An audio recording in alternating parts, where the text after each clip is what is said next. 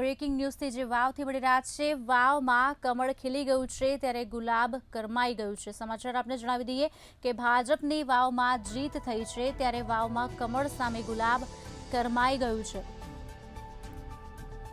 વાવમાં જનતાનો ચુકાદો એક જ, સ્વરૂપજી ઠાકોર।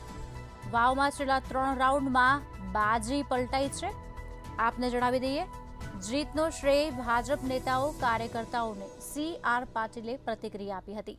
વિજેતા ઉમેદવારને અભિનંદન પાઠવવામાં આવ્યા છે।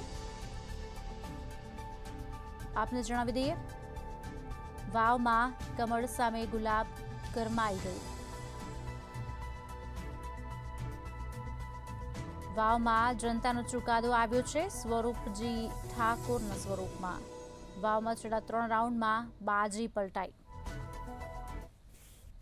જે પ્રમાણે વાવ વિધાનસભાની અંદર વોટનો સવાલ થઈ ચૂક્યો હતો તે દરમિયાન અચાનક જ મતગણતરી દરમિયાન રસ્સાકસી જોવા મળી। રસ્સાકસી છે તે 162 વોટથી લઈને 700 વોટ અને ત્યારબાદ 1000 વોટ સુધીની રસ્સાકસી જોવા મળી।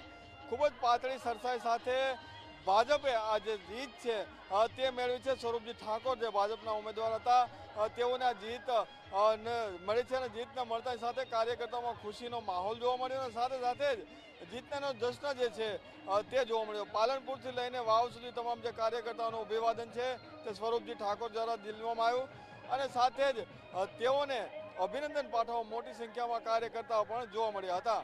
એક પ્રમાણે જ્યારે આ સીટ માટે વટનો સવાલ હતો, 7 વર્ષથી કોંગ્રેસની પાસે સીટ હતી અને પેટા ચૂંટણીની અંદર ભાજપે આ સીટ પણ પોતાની તરફેણમાં મેળવી લીધી છે।